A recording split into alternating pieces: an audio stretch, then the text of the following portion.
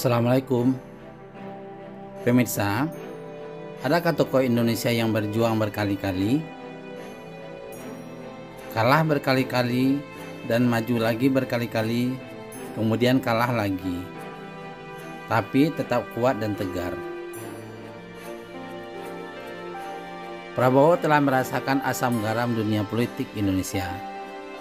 Kekalahan berkali-kali tidak membuat dia menjadi pembenci, tapi malah menunjukkan sikap legowo dan mau bekerja sama dengan yang mengalahkannya.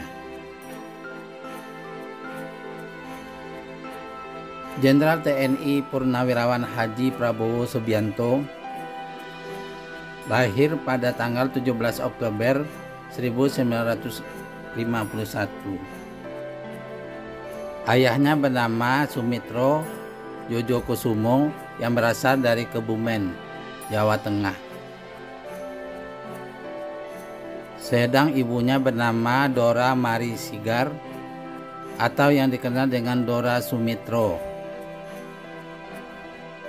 Ibunya berasal dari keluarga Mengkom di Langwoan, Sulawesi Utara.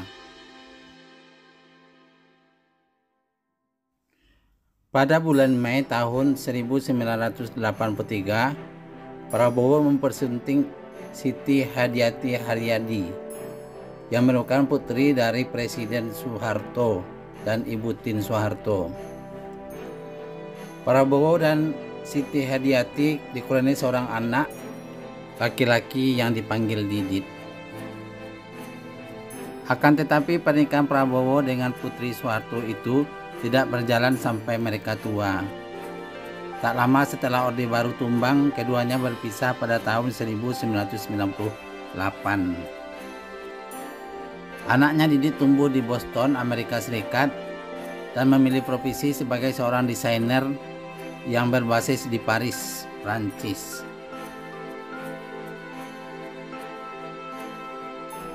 Prabowo Subianto merupakan seorang politisi, pengusaha, dan perwira tinggi militer Indonesia.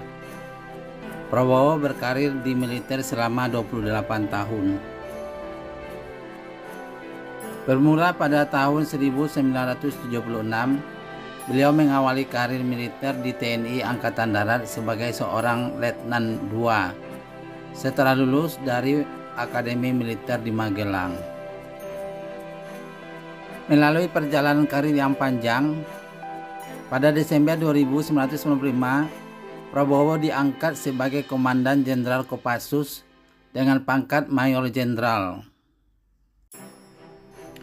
Pada tanggal 20 Maret 1998, Prabowo diangkat menjadi Panglima Komando Cadangan Strategis Angkatan Darat dengan jabatan yang pernah disandang ayah mertuanya.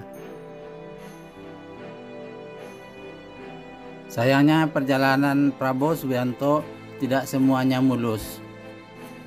Pada tanggal 21 Mei 1998, Presiden Soeharto mengumumkan pengunduran dirinya dan digantikan oleh Habibie yang langsung dilantik pada hari yang sama untuk menjadi Presiden Republik Indonesia.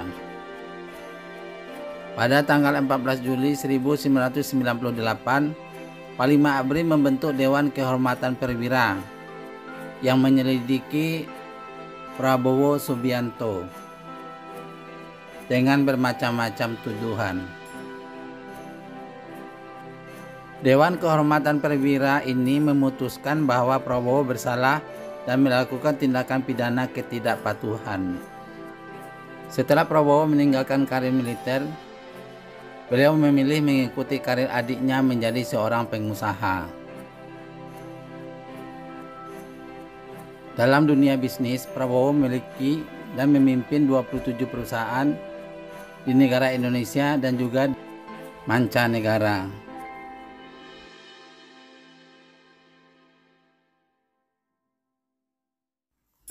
Karir politik Prabowo Subianto dimulai saat dirinya akan mencalonkan diri sebagai bakal calon presiden Indonesia dari Partai Golkar pada konvensi Capres Golkar tahun 2004.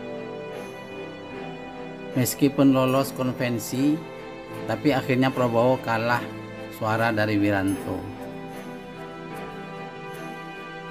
Kemudian Prabowo mendirikan Partai Gerindra pada tahun 2008. Gerindra singkatan dari Gerakan Indonesia Raya. Prabowo menjabat sebagai Ketua Dewan Pembina Dewan Pimpinan Pusat. Gerindra ingin mencalonkan Prabowo sebagai presiden tahun 2009.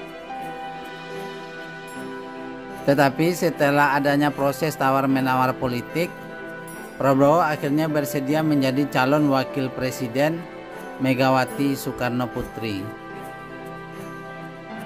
Namun pada tahun 2009, Megawati dan Prabowo kalah telak dari pasangan Susilo Bambang Yudhoyono dan Budiono.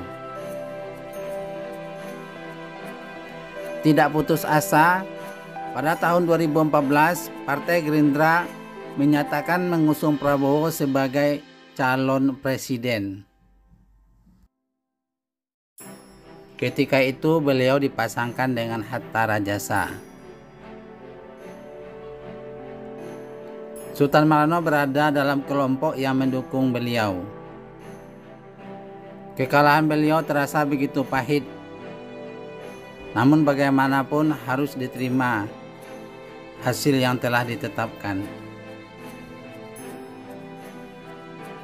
Pemilihan tahun 2019, Sultan Malarano masih tetap setia pada Prabowo Subianto dan Sandiaga Uno.